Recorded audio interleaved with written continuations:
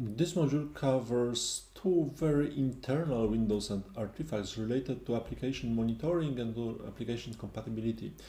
They will not allow you to perfectly, precisely trace end user steps, but they will give you an overall of what happened in your computer, giving you some valuable input, allowing you to know more. So to analyze those, I have to copy the SRUM database from its location within cWindows System32 SRU to the C drive. I used snapshot detecting. I'm covering in details in other modules. So I have my CMD and another one as admin. I will here see, you can see I have my through db.dat on the root of my C drive, and this is the location I will use because this one is a copy, so it is not in use. For analyzing it, I will take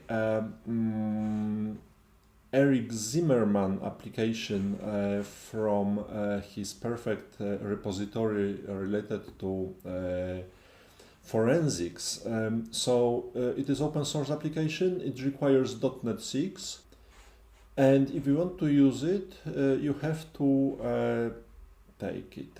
So it is here. It is through ECMD shift copy as path. I can change the location to the root drive, paste it, -F, and then specify the file, which is C through db.dat, and then --csv, and I have to specify the location of the folder.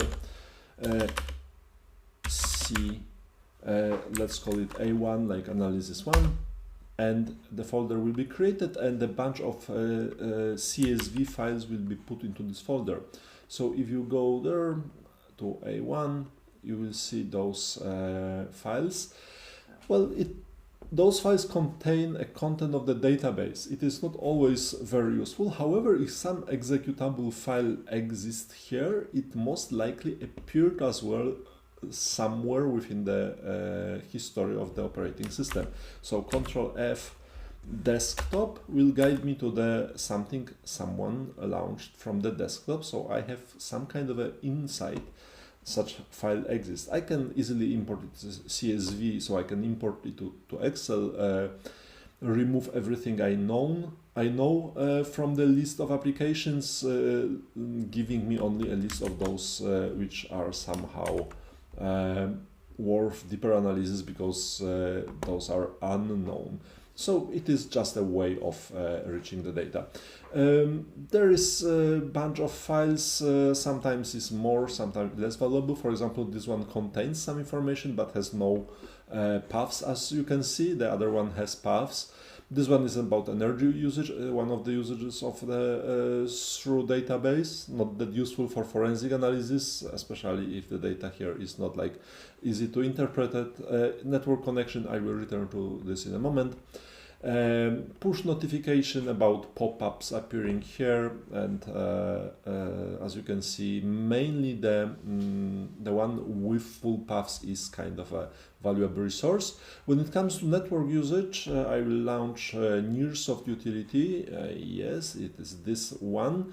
Is extracting the information related to the network traffic from the SRUM database. So here you can see a bunch of file paths or information about the application and some information about the transfer. If you try to look for something that was more or less suspicious, it may provide you some kind of a input of for your investigation as well. So it is yet another angle for the analysis of the data. This database is quite attractive for forensicators because it is not very easy to be used. So it is still, I would say, interpreted in different ways, so have fun digging through it as well. Another thing we have here is the AppCompat cache. AppCompat cache is related to the information about